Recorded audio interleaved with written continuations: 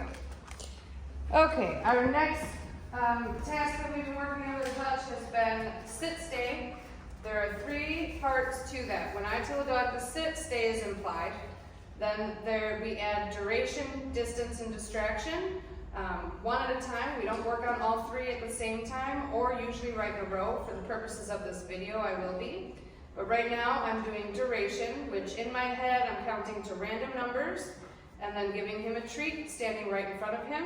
I want to be able to do 30 seconds in between treats, and then maybe 60 seconds in between treats, and maybe 2 minutes. But again, we're building up slowly to each increment of time. Okay. If he gets up before I release him, I still say his release word, which is okay. So, oops. Hutch. Thank you. And then just put him back and sit. I don't reward him for getting up. Good job, buddy. And if I find that he can't make it more than like 5 or 10 seconds in between treats and is constantly getting up without me releasing him, I'm only going to work on 5 or 10 seconds until he can make it a little past that.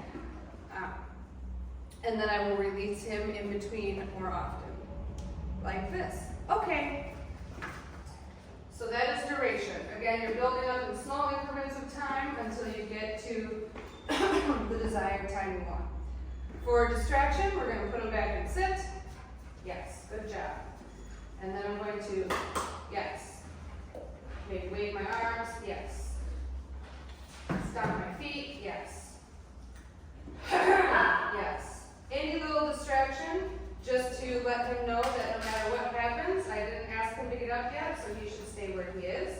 And again, I'm not using any verbal command for him to stay. I'm just implying that, okay, that was my fault. Yes. Woo! Yes. Okay. Gonna release him. Excuse me. Hutch's biggest struggle has been distance.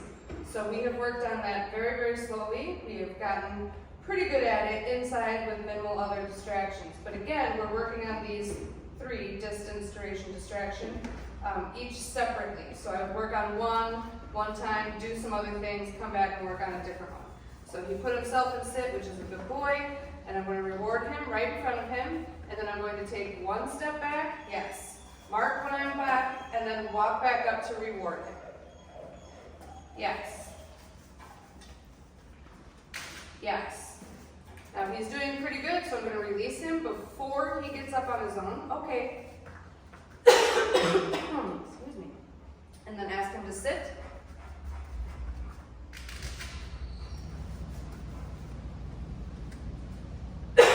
Add 2 steps. Okay. Yes. Go. Yes. And there you saw he couldn't quite wait for me to get back to him with the treat. So I didn't reward him. I did it again. Yes. Marked and rewarded back at, right in front of him. Yes.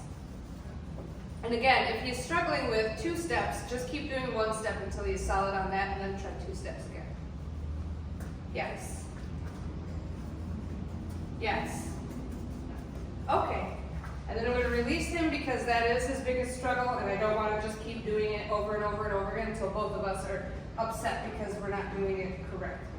So that is all the different steps of sit-stay. Ready? Okay.